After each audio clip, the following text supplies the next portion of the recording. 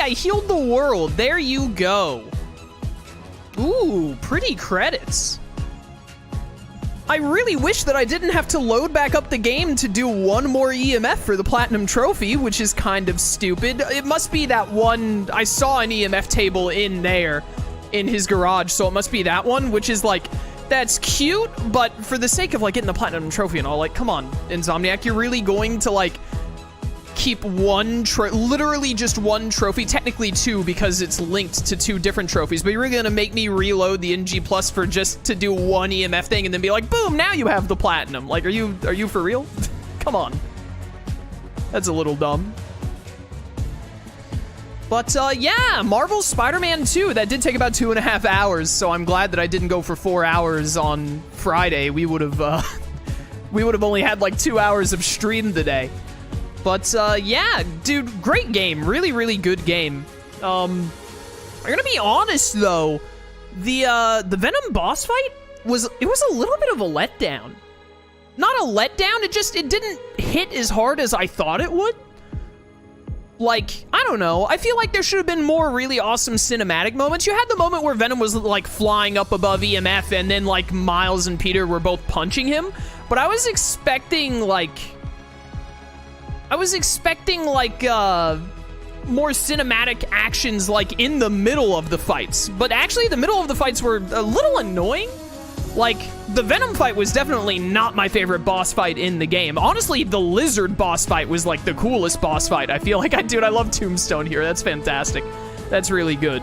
But, yeah, I feel like the Venom boss fight could have been a little better, to be honest. I was expecting a little more from it. I honestly, like, I feel like I enjoyed the Kraven boss and the Miles versus Symbiote Spider-Man fight more than I did the Venom fight. But, so I feel like they kind of, I got a little let down there, just a little bit. Ending is pretty good. I like that Harry doesn't die, but they, like, give him, like, Miles gives him the defibrillator treatment, and then he's, like, in a coma, basically, now, I guess. So, I like that, and they're setting up Norman really, really well, or maybe even Harry to come back. I think they'll just have it be Norman, though. I hope that, I like it better when Norman is the Green Goblin instead of Harry. Or at least where Norman is the Green Goblin first, and then Harry becomes the Green Goblin. But, really, really looking forward to that possibility of the Green Goblin for another Spider-Man game down the road.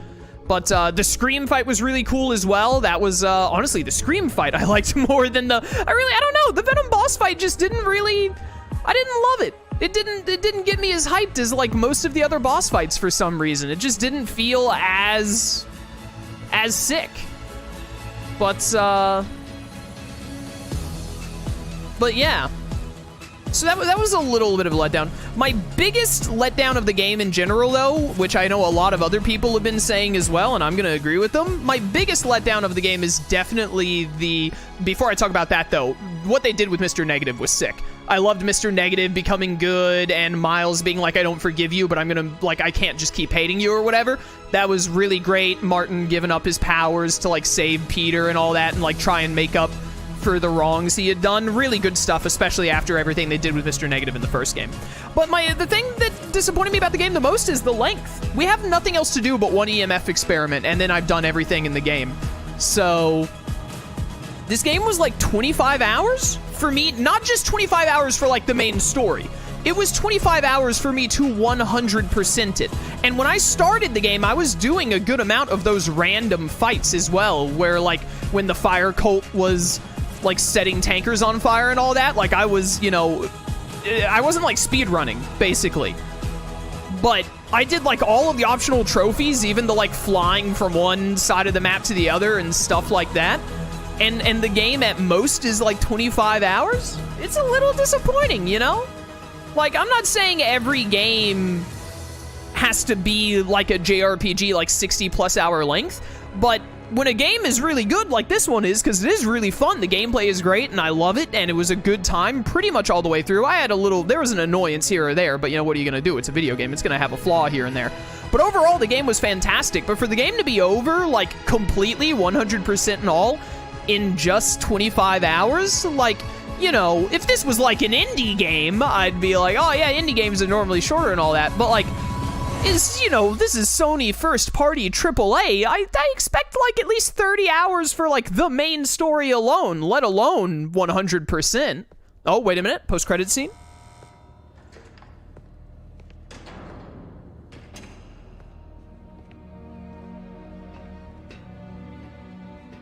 Oh, Norman.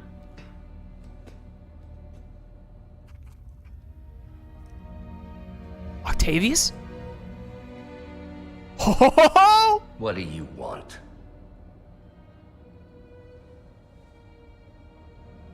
The Spider-Men.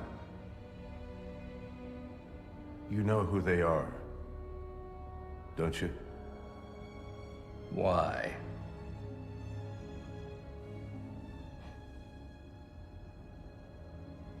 They ruined my son.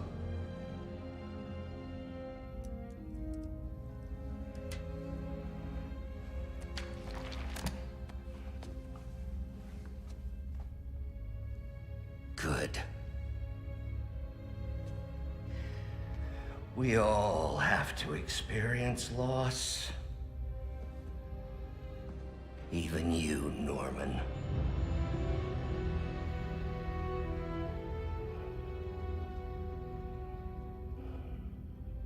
What are you writing?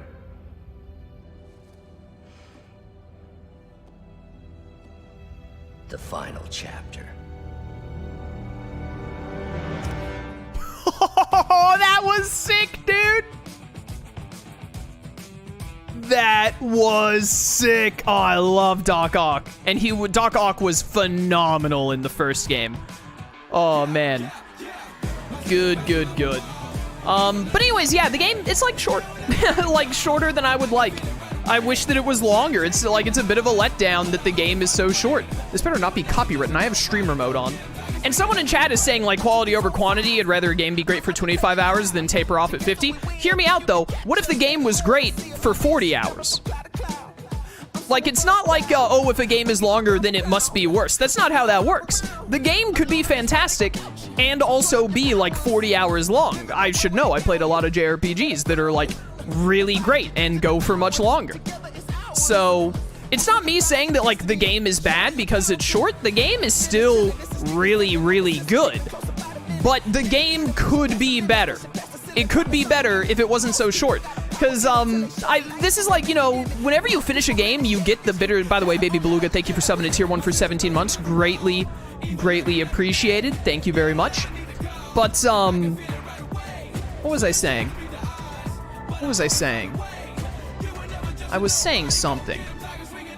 Oh, you get a bittersweet feeling usually when you finish a game that you really enjoyed. You know, bitter that like, oh, I don't get to play anymore, but sweet like, oh, I finished it, I saw how it ended, etc., I completed it. This feels a little more bitter than sweet because I still feel like I could have so much more fun playing this game if there was just more to do. But there isn't more to do. So, you know, that's a letdown. You know, that's a negative to the game. Do you want to wait 8 to 10 years for that? No, but like, again, I play games that are made in like a 5-year period, and this game was, when did the first Spider-Man came out in 2018? They made Miles Morales in the meantime and did some DLC, so probably this game had like 4-ish years of development, give or take. I had to wait 5 years between Tales of Berseria and Tales of Arise. I adore Tales of Arise more than this game. Tales of Arise still like my 3rd favorite game of all time. Tales of Arise is like a 50 to 70 hour experience, and it doesn't have as many bugs as this game does. So, like, they can make the games in they don't need 8 years to make more content for the game to have. That's like, you know, would it maybe have taken another year for the game to come out if they wanted to add in another 10 hours? Yeah, maybe. It would have been a bit of a longer wait, but like, saying that adding an extra 10 hours to the game, give or take, would take them another 5 or 4 years is a little disingenuous to me. Like, it would not have taken that long. Like, come on. Like, no shot. But anyways, you know. That's my take on it. Everything else about the game is pretty great. It's like, it is really buggy though. Like, I'm fine with bugs in games, especially if they're like minor and easily like just reload a checkpoint, which this game has. But I cannot remember I cannot remember a time that I played like a new game and it was this buggy though. Like so many times just something random popping up in the background when it shouldn't. That one time where there were a bunch of symbiote dudes attacking Spider-Man, but one of them was just a normal dude instead of a symbiote. That one time where I was doing the flame mission and every character model was super bright and glowy. That was a weird one. I had two different instances when we were playing as Miles, and it was like, hey, press L1 and square, and it literally wouldn't let me press it, and then just soft locked me, which thankfully I was able to just checkpoint out of. We had that one time where an enemy spawned in a wall, and I would have had to have checkpointed and redone an entire fight if it weren't for the fact that the symbiote attack was able to hit through the wall. That was wild. But, yeah. But anyways, I think the camera was also weird sometimes. The camera got a little funky here and there. But those are all my complaints, really. My biggest complaint is that the game just feels a little too short. It really leaves you wanting for more, but there isn't any more to be had. Like, there's no... Because I've done everything. All I have is one EMF to go do. I don't have any collectibles, like 100% stuff I can do. There's, like, nothing left for me to do. So, you know, it leaves me wanting, and I don't like it when a game leaves me wanting. I prefer it when a game leaves me satisfied, and then I can also get more DLC later to even add more on top of me being satisfied. You know what I mean? Because I know when I mentioned before I was like, man, the game seems pretty short. People are like, well, there's probably going to be DLC. And I'm like, yeah, that's great, but I want to be satisfied by the base game and then get DLC as extra on top. Not like, hey, we didn't give you enough game, so here's DLC to satisfy your craving. You know what I mean? But, otherwise, the game is fantastic. I want to give a special shout out to the web line. The web line is one of the best game mechanics they ever could have added to this game. The web line was fantastic. The Venom skills were amazing. I loved Peter's Venom skills a lot, and I'm glad that they gave the anti-Venom thing with Mr. Negative was super cool, and giving you back those super awesome abilities, very good. The game is gorgeous, very pretty game.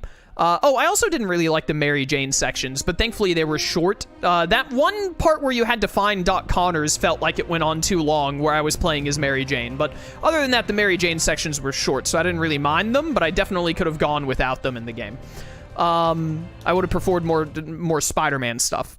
But anyways, the boss fights overall were really, really good. Still feel a little let down by the Venom one, but the Venom one was still good. But it just didn't feel as good as, like, Venom versus Kraven. Being able to play as Venom was fantastic. I really wish they would have let us play as Venom one more time in some mission or something. Like, maybe Venom, like, had to get to the meteorite by busting into an Oscorp area or something, and you get to play as Venom to do that. I would have loved a little more Venom gameplay. But playing as Venom was fantastic. Yeah. Peter and Miles were both very unique and fun to play as while not being completely different play styles. I think they did very good at addressing, like, hey, they're both Spider-Man, and we only made, like, one combat system for the game, obviously, but they, like, their abilities and whatnot give them enough difference to be like, wow, I really am playing as a different Spider-Man, like, different abilities, like, between the symbiote stuff for Peter and the lightning stuff for Miles. It was really good. Their use of villains was great as always. The Lizard was fantastic, especially the Lizard boss fight, and Venom versus Kraven. I almost called him Carnage. Fighting Kraven as Venom was amazing. That was fantastic. One of my favorite parts of the entire game, for sure, was Venom versus Kraven. Also, the setup for Carnage and Cletus Cassidy was fantastic. I don't know if they're going to do that in DLC for this game. I would expect it to be DLC for this game, most likely. But I don't know if they're going to do it for that or if they're going to save it for, like, a Spider-Man 3 or something. But, ooh, baby, I'm pumped for Carnage. But, yeah. So, you know. Fantastic game overall. Really, really good game. An easy, like, 9 out of 10. Trying to think if it would crack my top 10 games of all time. I don't remember where exactly I used to rank the first Spider-Man game. I don't know if this would make it into my top 10. Definitely like top 20 games I feel like I've ever played. Because let's see, like Xillia I like more, Xenoblade 1 I like more, Arise I like more. I recently played Tales of Berseria. Do I like Berseria more than this game? Because Berseria's, it's probably like an 8th or 9th place. That's a hard call. Final Fantasy VII Remake I like more than this game, I would say. Although I haven't played FF7 Remake in a hot minute. I really need to play it again, either on my own time or on the channel. Probably on my own time. I don't think I have time to play it on the channel before Rebirth comes out. Anyways, really good game. Oh, Persona 5. I forgot about Persona 5 for a second. Persona 5 Royal I like more than this game, for sure. But, yeah. Spider-Man 2, seal of approval. Really good game. Would recommend. I look forward to whatever DLC we end up getting and whatever Insomniac does in the future. I know they're planning on making the Wolverine game. Hopefully we get that in the not-too-distant future. And obviously they've set up a Spider-Man 3 here with Octavius and Norman talking at the end there, especially Norman being like, get the G serum ready. But very pumped for that. I don't know how much longer these credits go. I don't really want to skip them because we're at the special thanks, so we should be getting close to the end. And I like to sit through credits as long as the credits respect my time as much as I want to respect theirs. But like, there's nothing neat. I've said it before when I've done other games that have like cool credits at the end where they show like concept art or stuff throughout the game and all that. It makes me more willing to sit through the credits. But I'm gonna be real with you. They had the really cool bit with Spider-Man earlier where they were showing the credits, but now it's just like a very slow crawl with a black screen and like white text. It's getting a little boring. Just a wee bit. So, you know, try not to take too long here. Ba-da-ba-bum-ba-bum. Having finished Spider-Man 2, what game is your game of the year so far? I don't know. I mean, it's like, it's gotta be either this or Final Fantasy 16, right?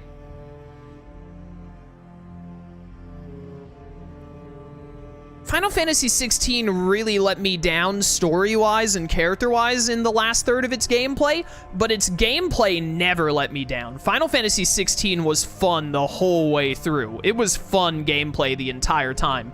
And FF16 is also a lot longer than this game, which meant I had fun with FF16 longer than I had fun with Spider-Man 2, because FF16...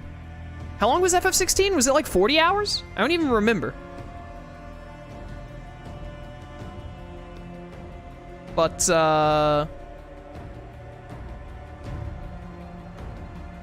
long actually did it take me?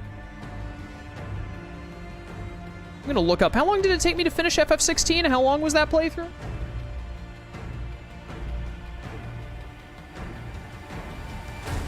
Gotta find my playlist for it.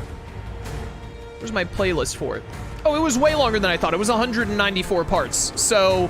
FF16, for some reason I thought FF16 was like 120 or something, but no, it was like 194. So that's about 60 hours. That's more than double the time it took me to do all of Spider-Man 2. Oh man, that's a tough pick. It would be a no-brainer if the story of FF16 hadn't dropped the ball in the last third of it. But because FF16 dropped the ball in the last third, it's kind of a hard pick. I honestly don't know which one I like more. It's a really hard call. I might need to, like, play FF16 again to really know. But it's definitely one of those two. I don't think any other game that's come out this year has come close for me. I did not play Resident Evil 4 Remake. No, I don't play horror games.